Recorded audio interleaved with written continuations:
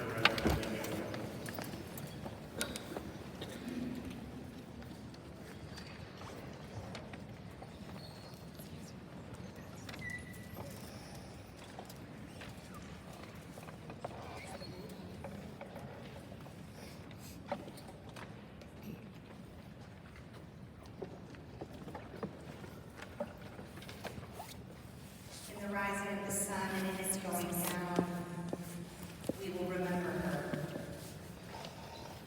In the blowing of the wind and in the chill of winter, we will remember her.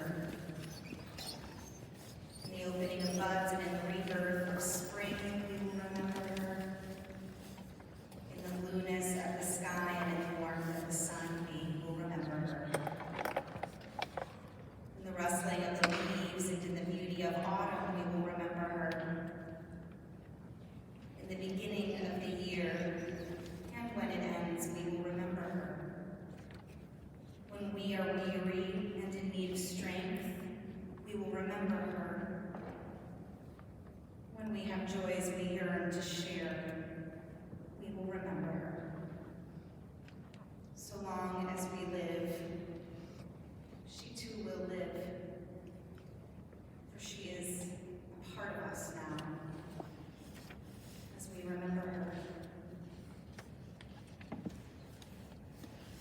It seems somewhat fitting that on this day that we mourn but also remember Sansi, that we find the sun shining brightly, somehow a seeming spring day amidst a cold winter. And perhaps we might feel her presence here with us, on our shoulders, on our faces, in the light of this sun. For Sansi's love that united so many in life and which death, of course, could never sever.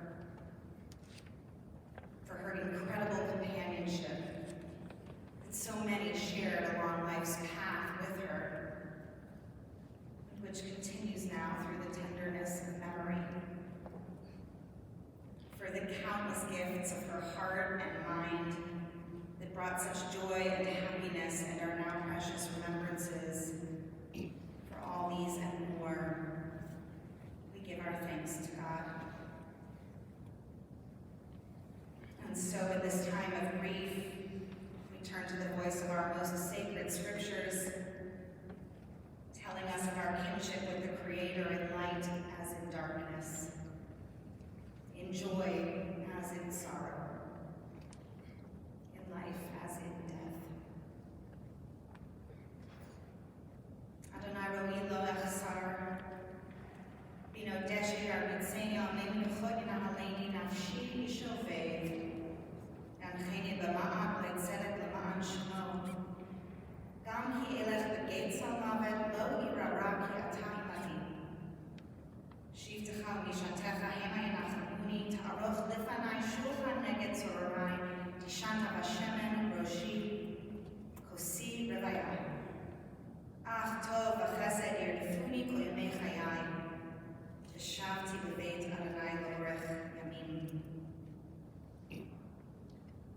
These are the Hebrew words of the 23rd Psalm, a source of comfort to so many throughout the ages. In just a moment, I'll invite us all to read the English of those words aloud together.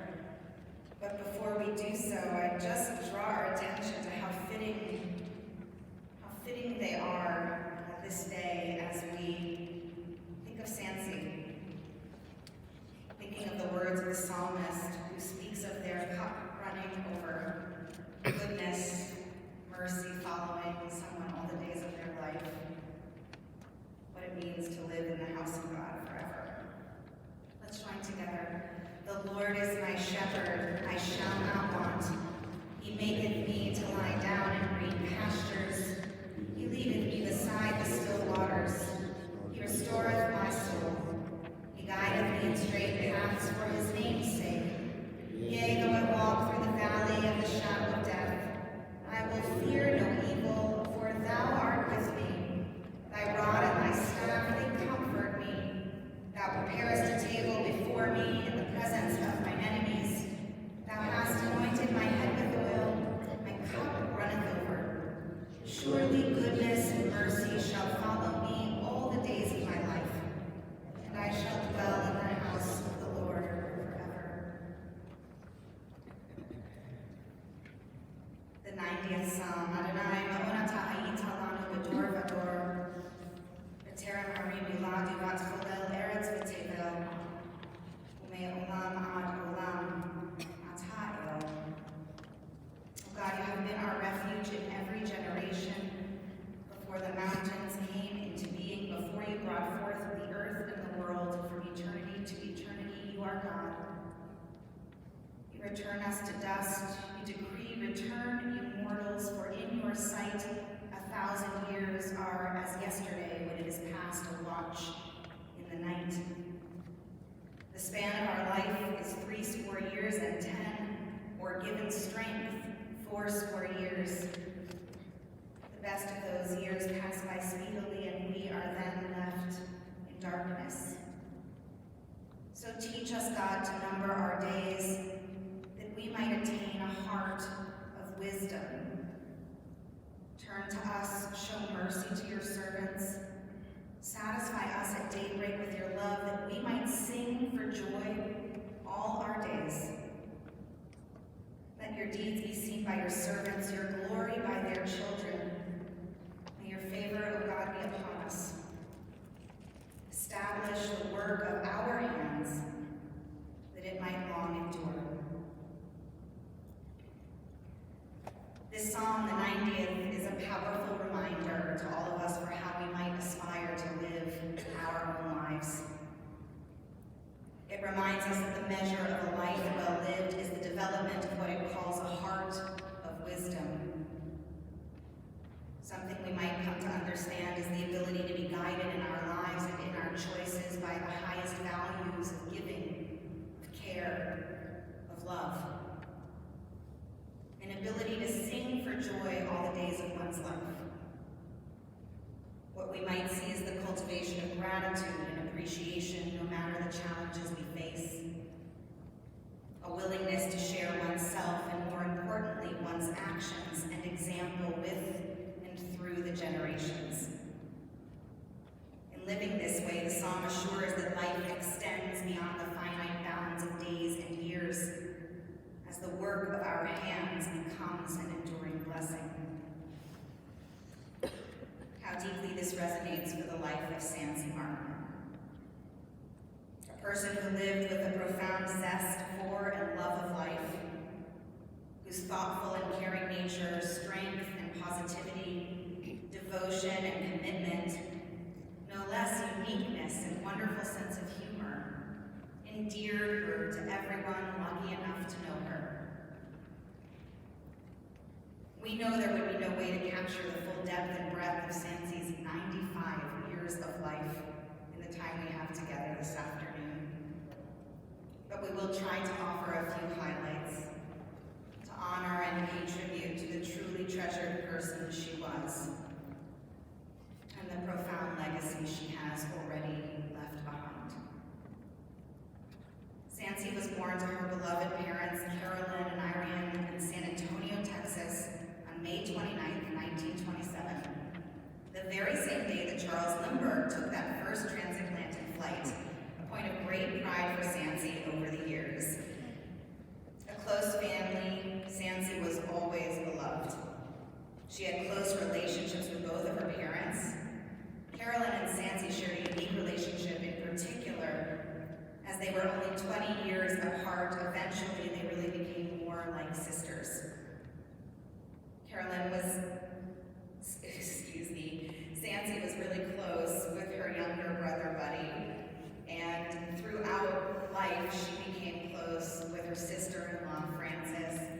Buddy and Francis's family too. Growing up across Texas, in Dallas, Houston, Sansi eventually made her way to the University of Missouri, as Sansi's maternal line had a long history in the state.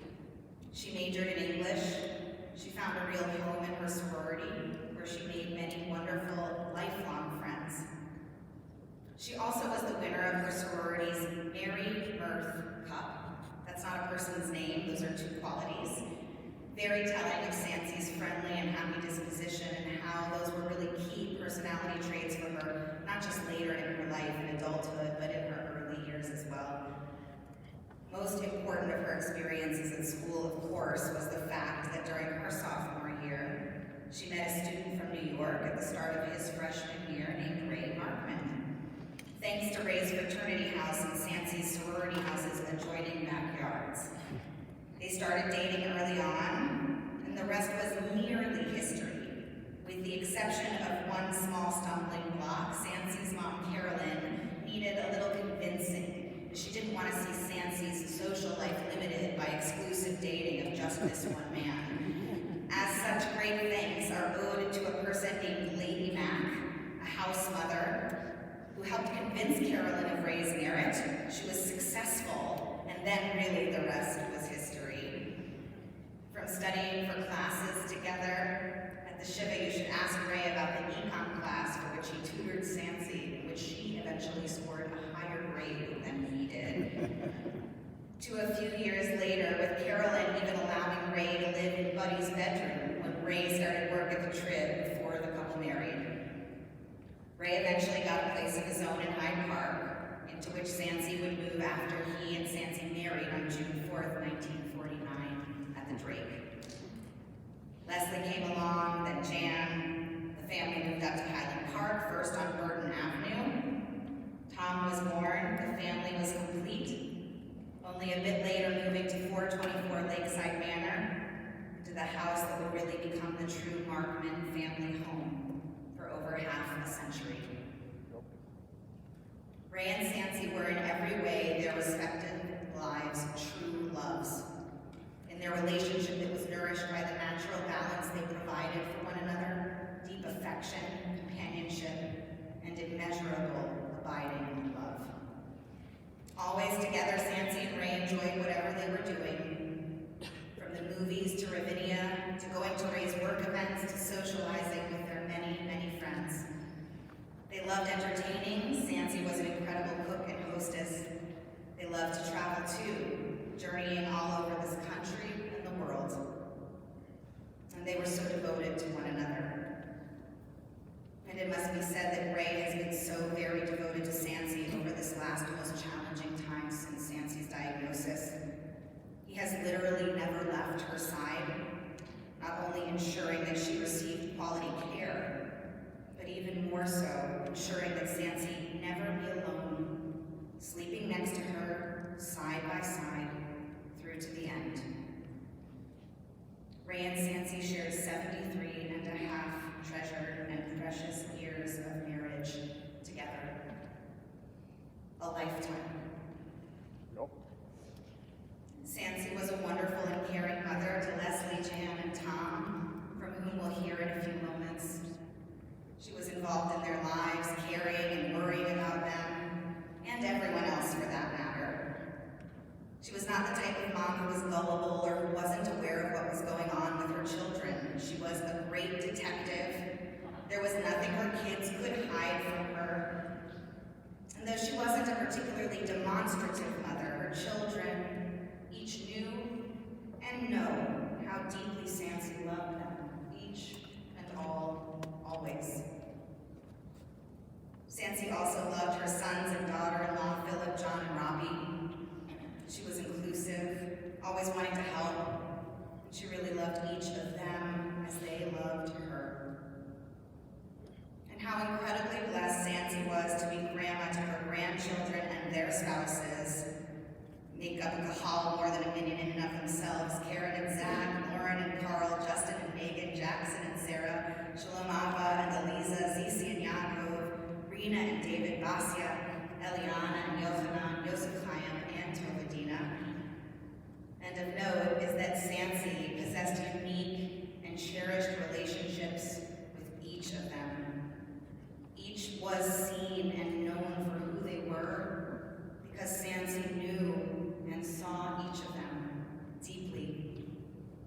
She was a treasured part of each of their lives.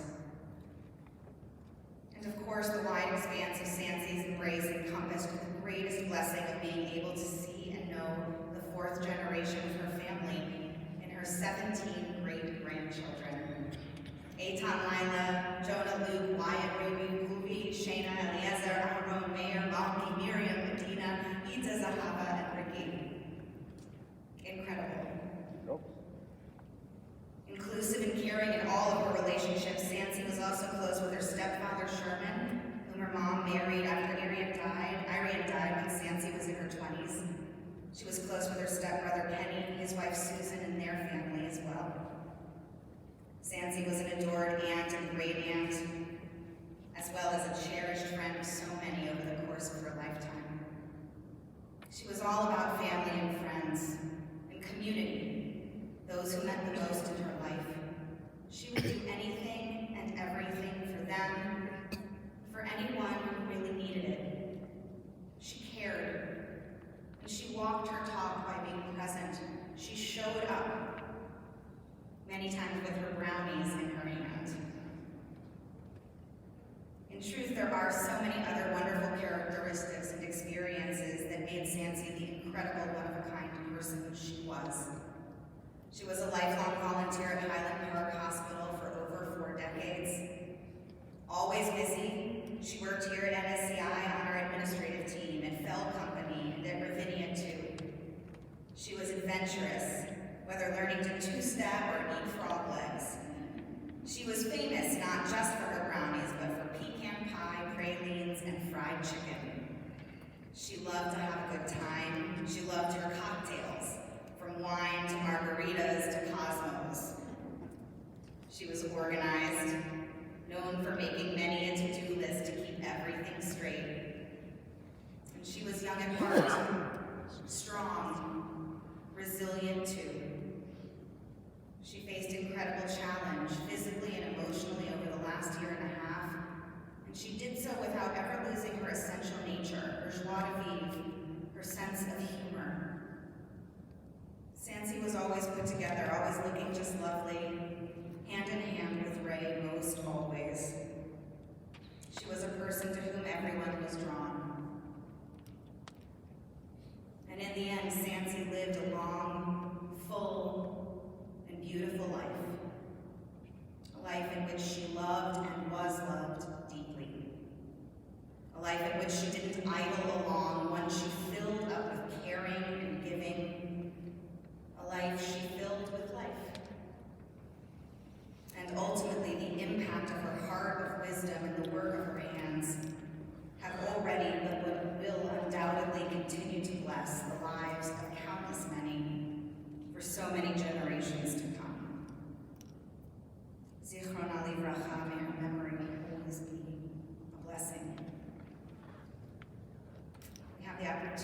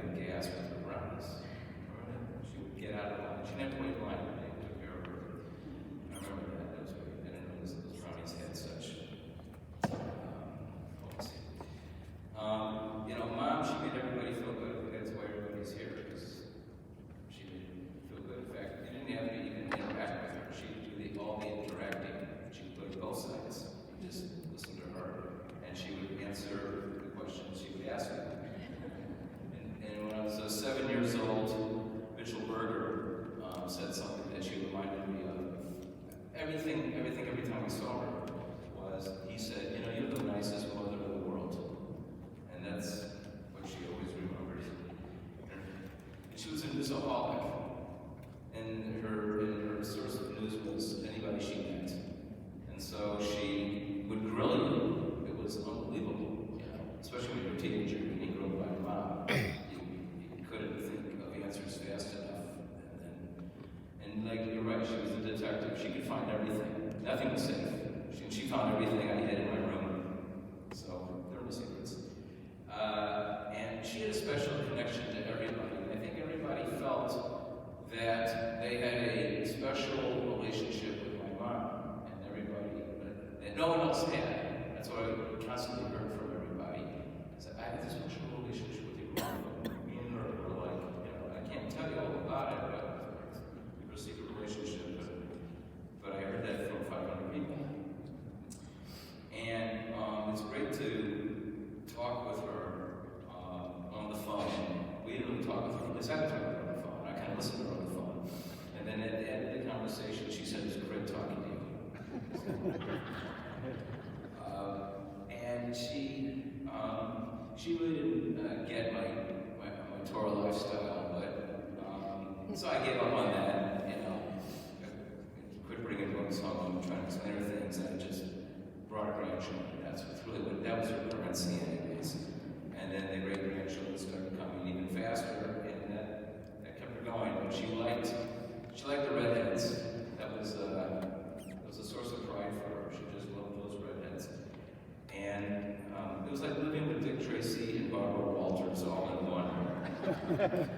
You were grilled all the time for the latest nugget of news. And she goes, "Okay, well, I guess that's the wrap-up. That's the lowdown." And I said, "Mom, I had to go out and live some more life to bring you some more information."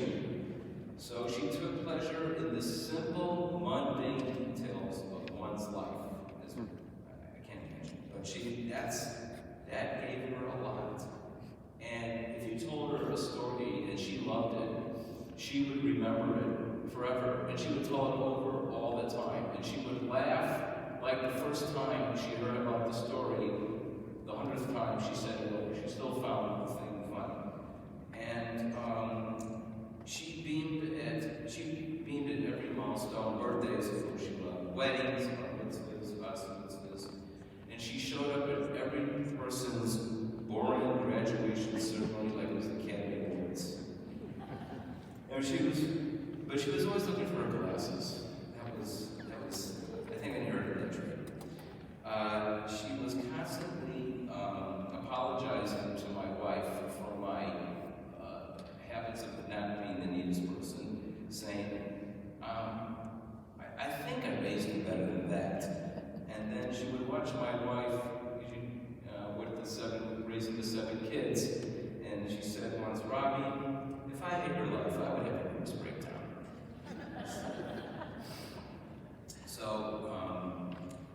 So many people just said, "You're the cutest mother." That was basically, I've been getting, I don't know, emails, texts, well over 100, right? It's 200 by this time from people about my mom. And I'm going to end with a poem that I put out every week, something called The Facts of Life. I've been putting it out for 30 years. It's a weekly thing of Torah thoughts and other things, and I always would lead it with something of interest. And I printed this thing called The Little Angel, maybe some of you know it, and I would print it on Mother's Day. And my mom loved it. And so, in her honor, in her memory, and her merit, I put her in my Facts of Life today, as I told everybody that I lost my mom. I hope I get through this, but she loved us. Once upon a time, there was a baby ready to be born. So one day, the child asked God, "Tell me, you're sending me to earth tomorrow. How am I going to live? I'm so small and helpless." God said, "Among the many angels, I chose one for you. She will be waiting for you, and she will take care of you." The child said, "But tell me, you're in heaven. I don't do anything but sing and smile. That's enough to be happy." The angel said, "You will sing, your angel will sing for you, and will also smile for you, and you will feel your angel's love and be happy. How am I going to be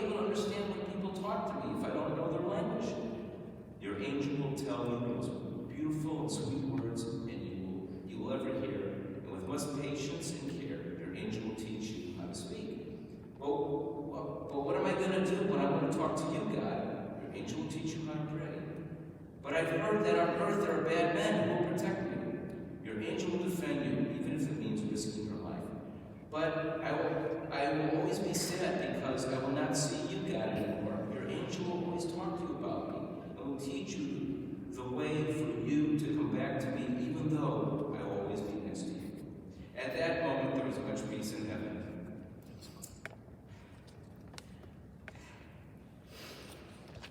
But voices from earth could already be heard, and the little child that heard would ask softly, "Oh God, if I'm about to leave now, please tell me my angel's name." And God said, "Your angel's name is of no importance. You'll call her Mommy."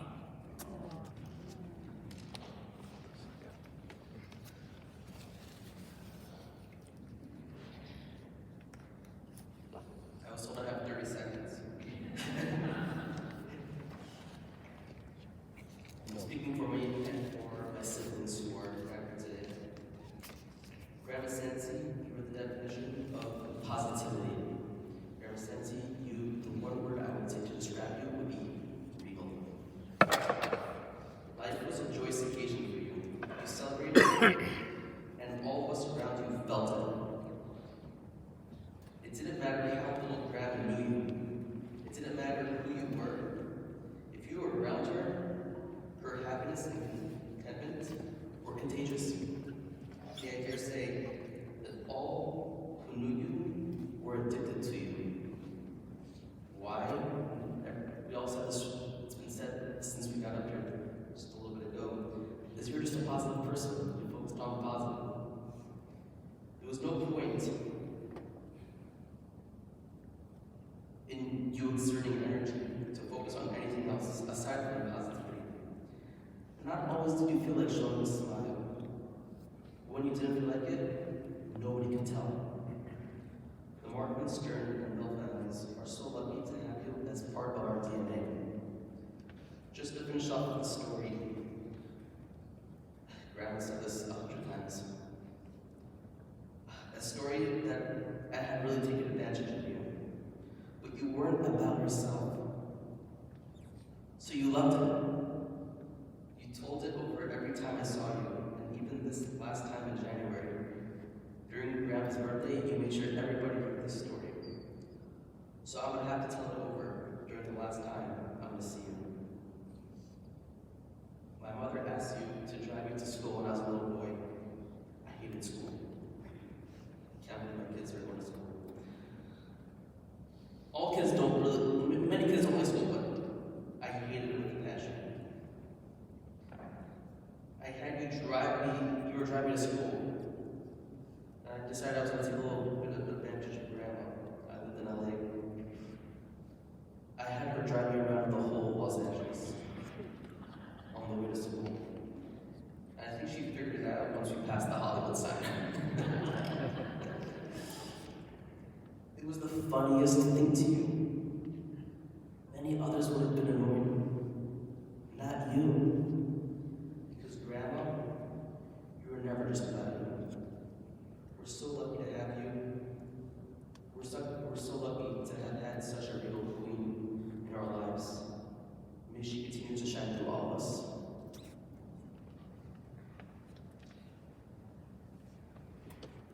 you so much. Jan, John.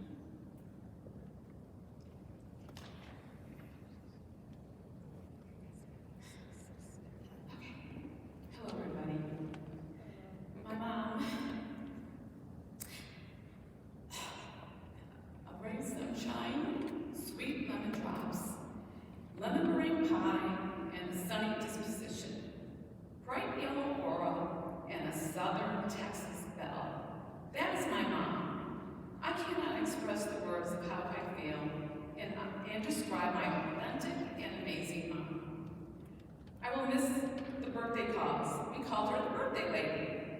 She kept a calendar of her universe of hundreds of friends and families' birthdays, calling everyone on their special day, wishing them the best on their day, whether they wanted to remember it or not.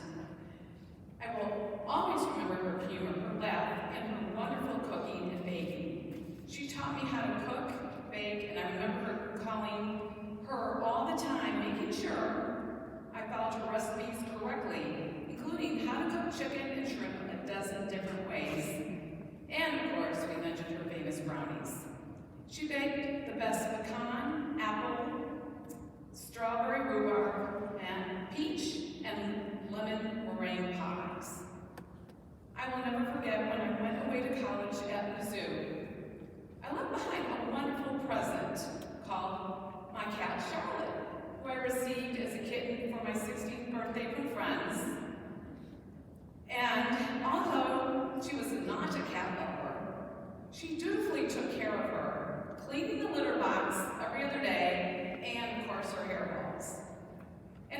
reminding me of the chore.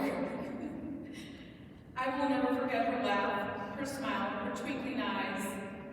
Her precious memories will be in our hearts, in my heart forever.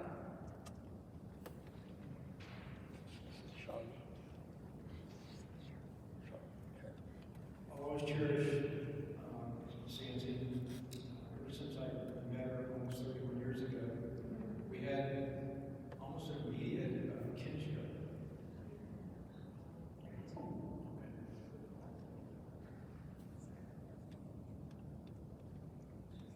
Yeah, thank you.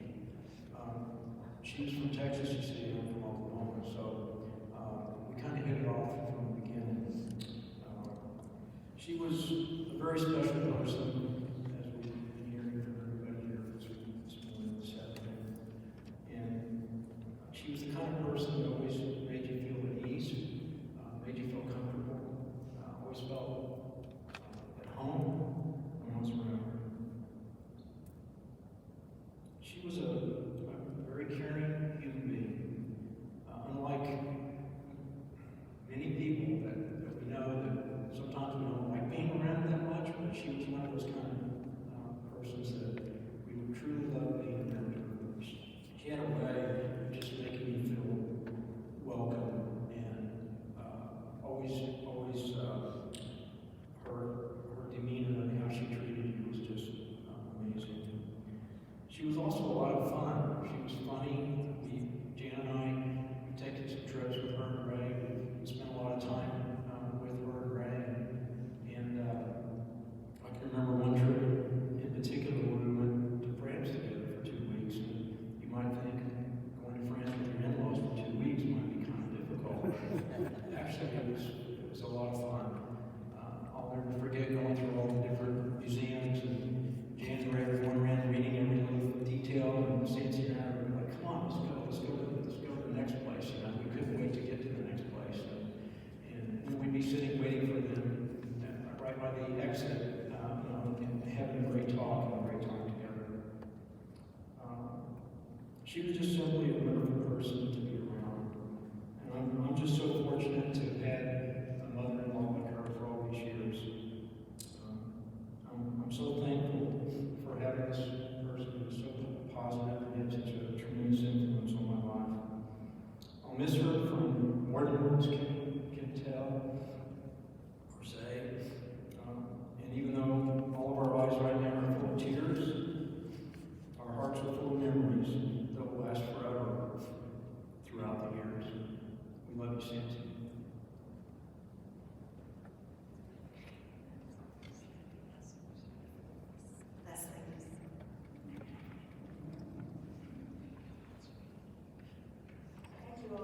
Thank you all for coming.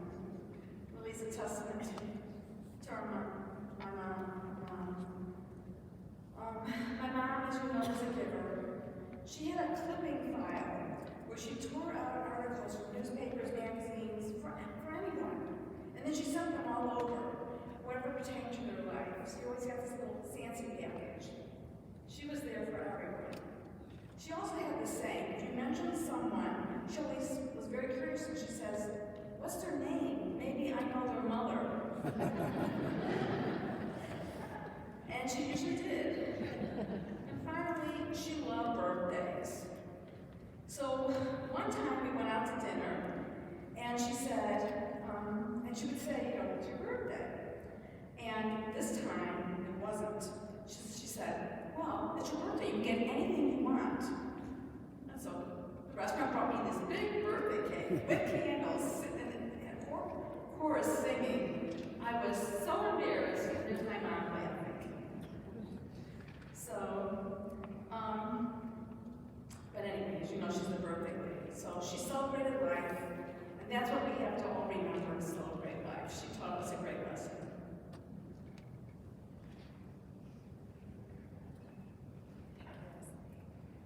Ray.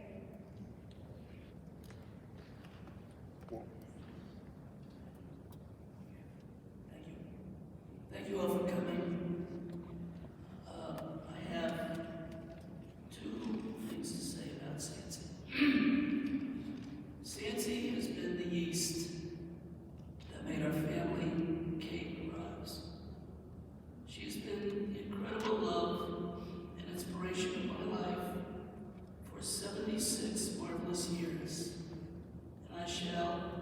will cherish my darling forever.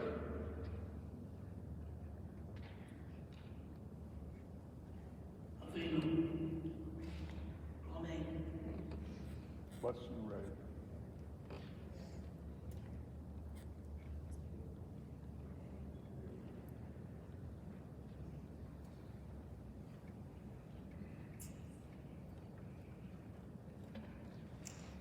If you're feeling able, I'd invite you to please rise.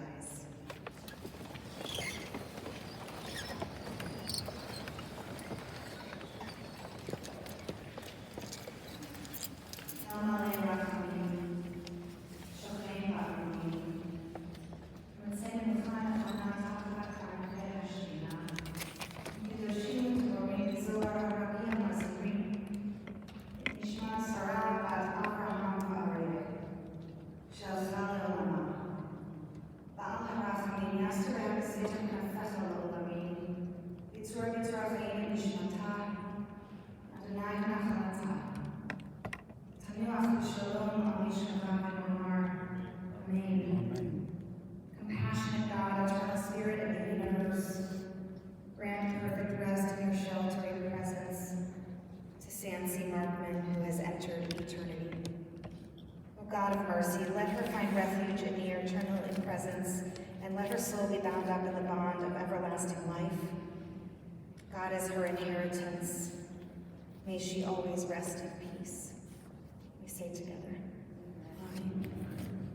Please be seated.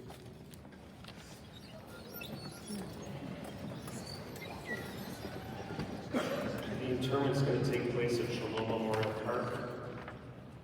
We have maps to go to the cemetery. We're asking you not to follow the hearse, rather just to go directly to the cemetery. The interment service will take place at 3:29. So as soon as we leave, if you're going to the cemetery, I'd ask you to go to the washroom if you need to, and then go directly to your car. The directions are to take Lake Cook down to Wilkie Road and make a left across Dundee Road. After the interment, the family will be returning to North Shore Congregation Israel for their first night of Shiva and a meal of condolence, and you're all invited back here. That information, as well as the next 2 nights at the Stern residences and the service pamphlets that we've handed out. The following will act as pallbearers, please. Philip Stern, John Bell, Zach Alford, Cad Duffield, Carl Duffield, excuse me, I don't have my glasses on, Sholem Markman, and Joe Rabinowitz. At this time, if everybody would please rise as the casket's escorted from the sanctuary.